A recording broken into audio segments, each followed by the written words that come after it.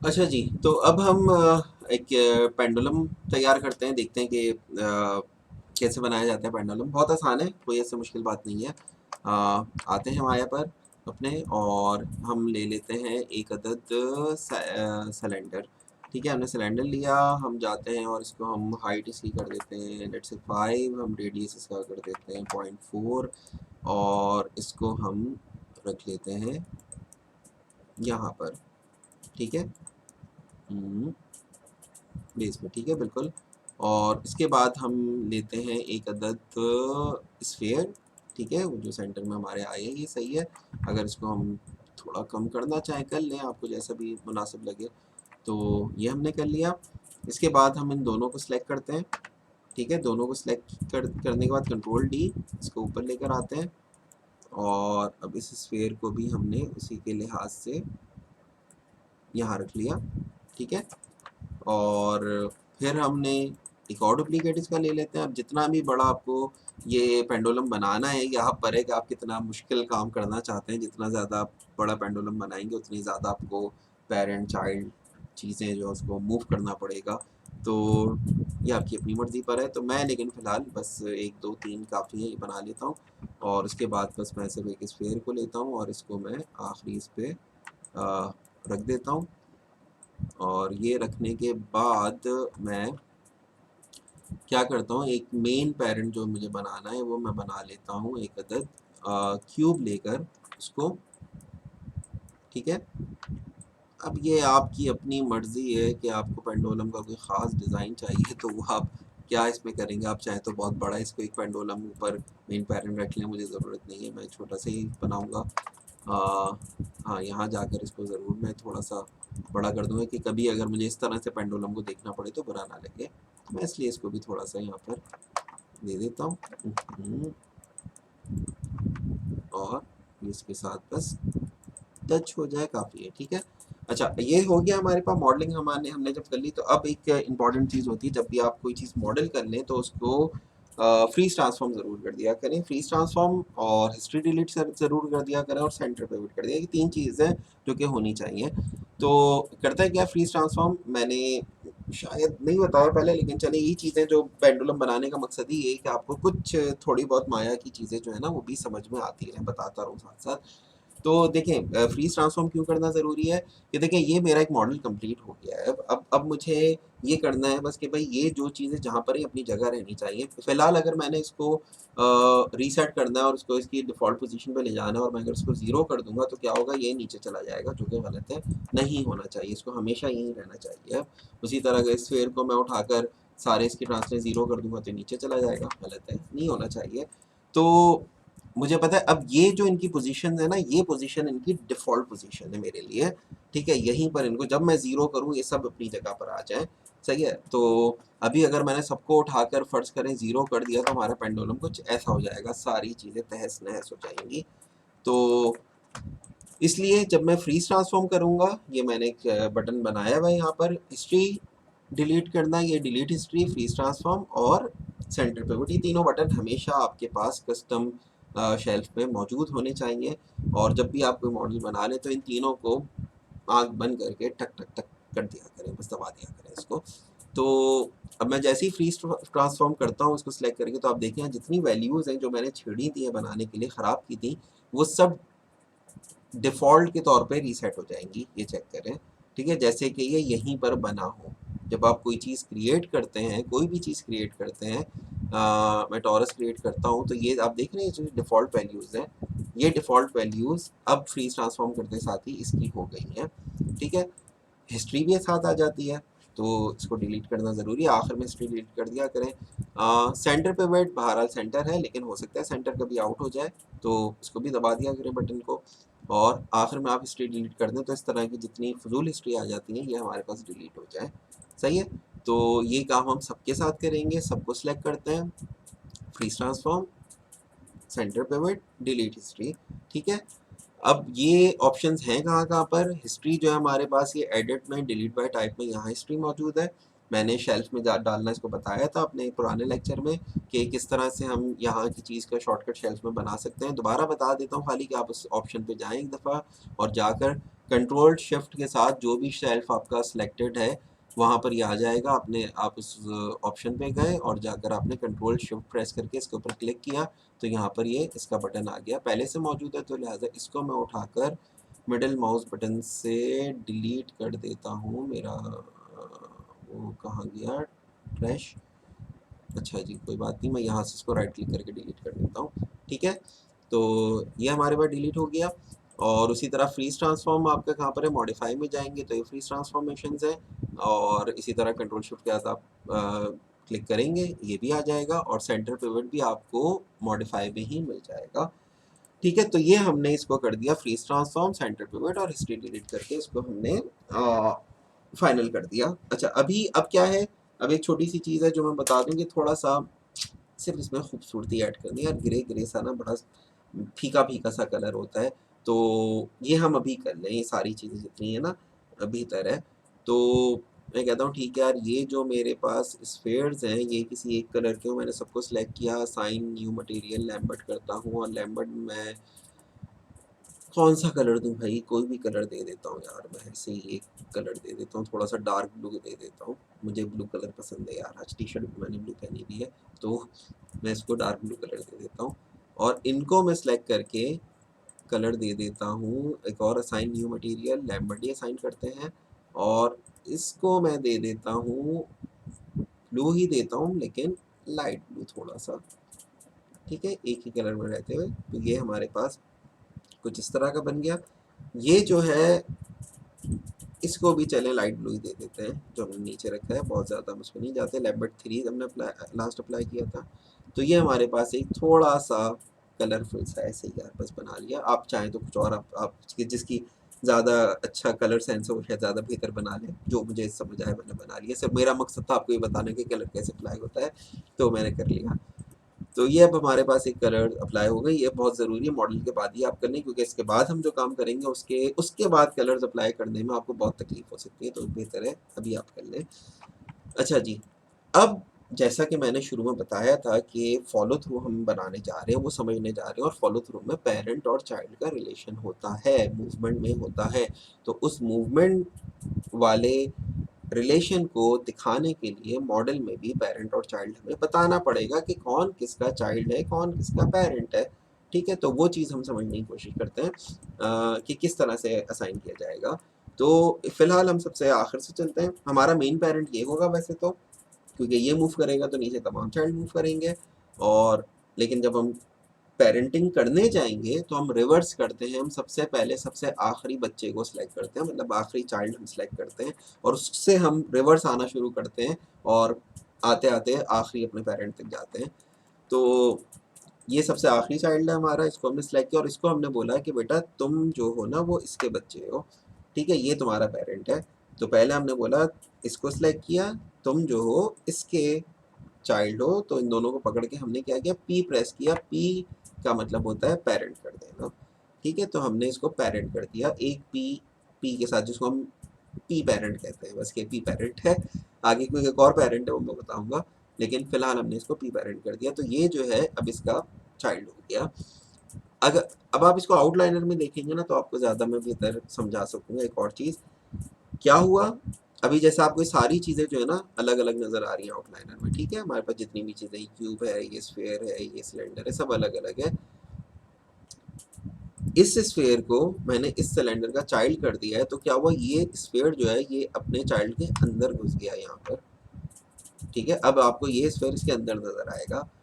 अब मैं आगे जब काम करूंगा तो आप देखिएगा, ये तो मैंने इसको बता दिया कि तुम इसके चाइल्ड हो। अब मुझे इसको बताना है कि बेटा तुम जो हो ना तुम इसके चाइल्ड हो। तो हमने इसको सिलेक्ट किया चाइल्ड को और इसके पेरेंट को उसके बाद शिफ्ट के साथ सिलेक्ट किया। देखिए यहाँ पर दोनों चीज़ सिलेक्ट हो गई हैं। अब जब मैं पी प्रेस करूंगा तो ये उठ के इसके अंदर चला जाएगा। ठीक है, अब ये हमारा जो है ये हमारा सॉरी ये हमारा इन तीनों के लिहाज से देखा जाए तो मेन पेरेंट है। इसके अंदर ये है और इसके अंदर ये है, जो आपको आउटलाइनर में भी नजर आएगा। ये हमने सेलेक्ट किया हुआ है स्फीयर, इसके अंदर आपको ये सिलेंडर नजर आ रहा है और इसके अंदर आपको ये स्फीयर नजर आ रहा है। ठीक है, तो ये एक पेरेंटिंग होती जा रही है। अब हमने इसको बोला कि बेटा तुम जो हो इसके चाइल्ड हो, पी प्रेस किया, तुम जो हो इसके चाइल्ड हो, पी प्रेस किया, तुम जो हो वो इसके चाइल्ड हो, पी प्रेस किया, तुम जो हो इसके चाइल्ड हो, पी प्रेस किया, और तुम जो हो फाइनली अपने मेन पेरेंट के चाइल्ड हो, पी प्रेस कर दिया। अब आप देखें यहाँ से सारी चीज़ें साफ हो गई हैं क्योंकि एक हिरार्की बन गई है। मेन पेरेंट आप सिलेक्ट कर रहे हैं, इसके अंदर आपको ये नज़र आएगा, इसके अंदर आपको उसका चाइल्ड, इसके अंदर उसका चाइल्ड, इसके अंदर उसका चाइल्ड, फिर उसका चाइल्ड, फिर उसका चाइल्ड। ये सारी अभी हिरार्की बन गई है पेरेंट और चाइल्ड की, जो आपको नज़र आने लगी। ठीक है, मेरे ख्याल में अब आप अच्छी तरह समझ गए होंगे।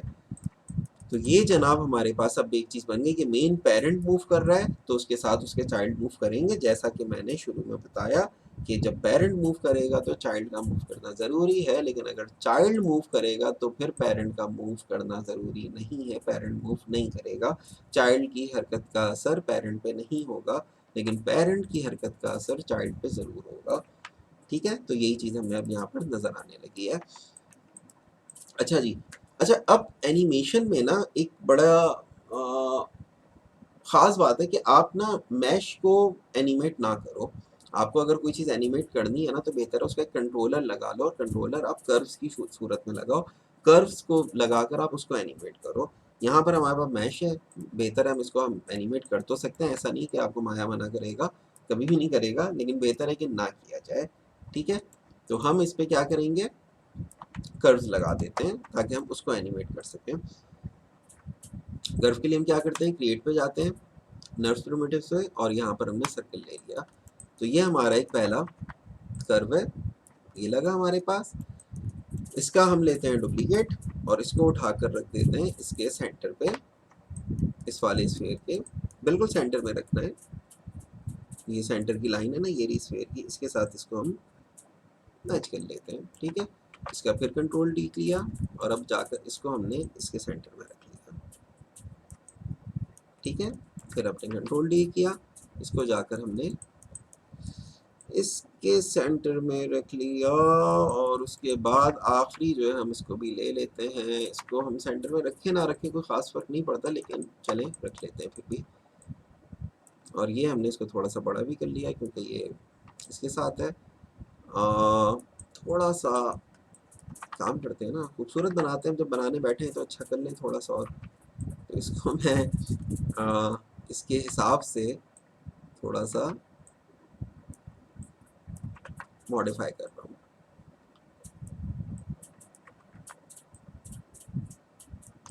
ओके, ऐसे ही बस दिल चाह रहा था मुझे कि यार अच्छा सा एक होना चाहिए, इस कर्व है ना तो उसके गिर्द हो, तो मैंने इसको कर लिया। अच्छा अब ये हो गया, लेकिन अब क्या हुआ कि इनकी सारी पोजीशन स्केलिंग सब आउट हुई हुई है। इसको भी हमें ही करना है कि भाई ये इसकी अब फाइनल पोजीशन है, इसको हमेशा 0 पे यहाँ होना चाहिए।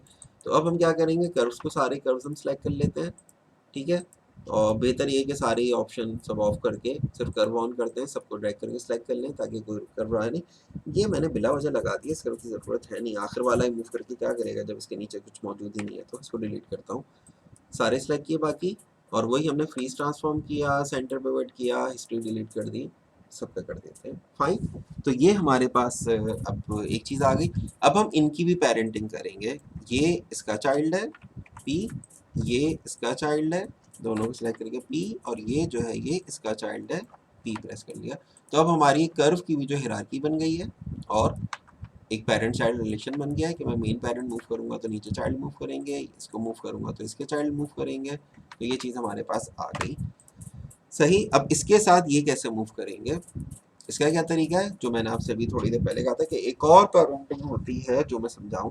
अच्छा, अब ये जो पी पेरेंटिंग मैंने की थी ये एक ही दफ़ा होती है। जब मैंने एक दफ़ा बता दिया कि बॉस तुम जो हो तुम इसके चाइल्ड हो, एक दफ़ा बता दिया तो बस अब ये इसका चाइल्ड है, और ये अब हम किसी और को नहीं बना सकते। इसका मतलब ये नहीं कह सकते इसका इसका पेरेंट इसका बाप कोई और हो जाए, ऐसा नहीं होगा भाई, एक दफ़ा ये चीज़ जो हो गई हमारी हो गई।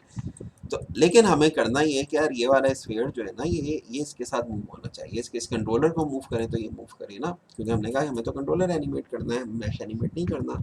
तो क्या करेंगे, हम इस कंट्रोलर को सिलेक्ट करते हैं, उसके साथ साथ हम स्फीयर को सिलेक्ट करते हैं जिसको हमें इसके साथ मूव करवाना है, और यहाँ पर फिर हमारे पास रिगिंग में ही ऑप्शन होता है कंस्ट्रेंट का, ठीक है। अगर यहाँ कोई और आपने खोला हुआ तो वहाँ नहीं नज़र आएगा। आप रिगिंग में आएंगे, कंस्ट्रेंट का आपको ऑप्शन नज़र आएगा।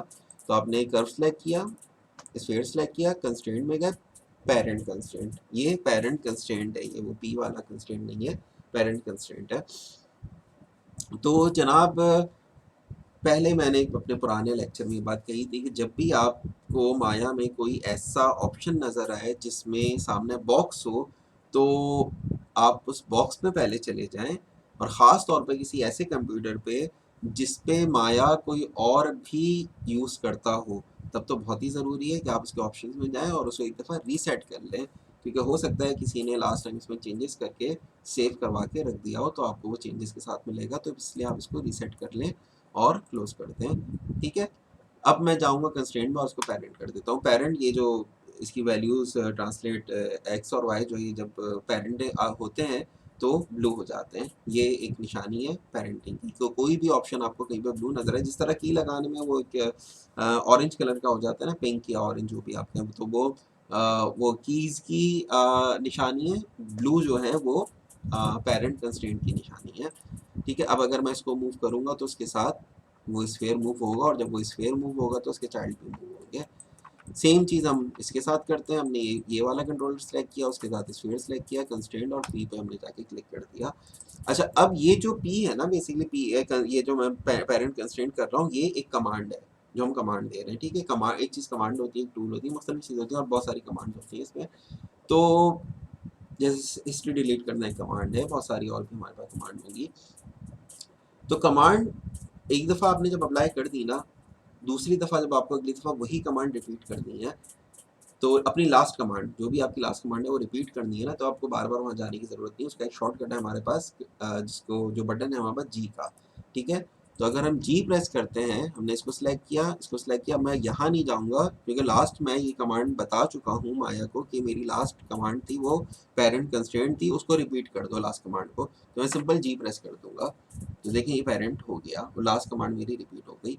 यही चीज़ मैं यहाँ पर भी करता हूँ, तो लास्ट कमांड रिपीट हो गई और ये पेरेंट कंस्ट्रेंट हो गया।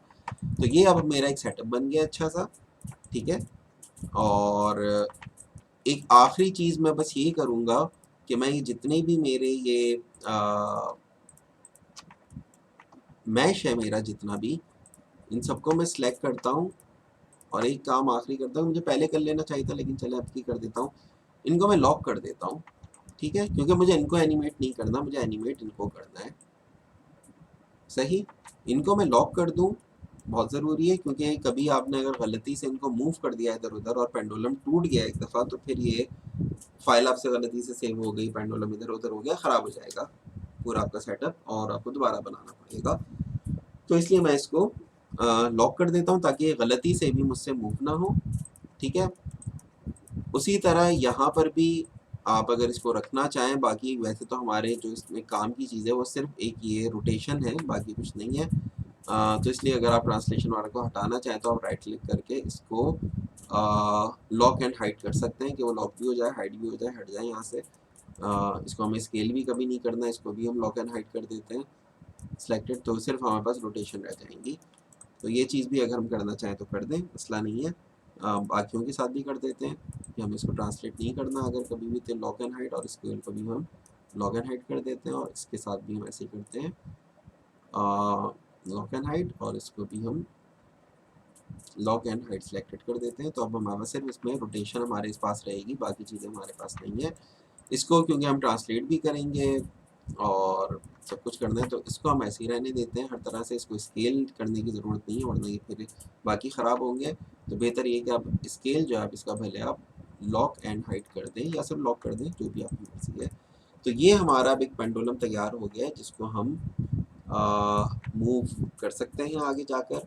कभी भी हमें मूव करना, हमें इसकी एनिमेशन बनानी है, तो फिर हम इसी से आगे अपनी एनिमेशन बनाएंगे। उम्मीद करता हूँ आपको समझ में आया होगा, और फिलहाल आप ये करें, फॉलो थ्रू की बेसिक एग्जाम्पल मैंने आपको बता दी है।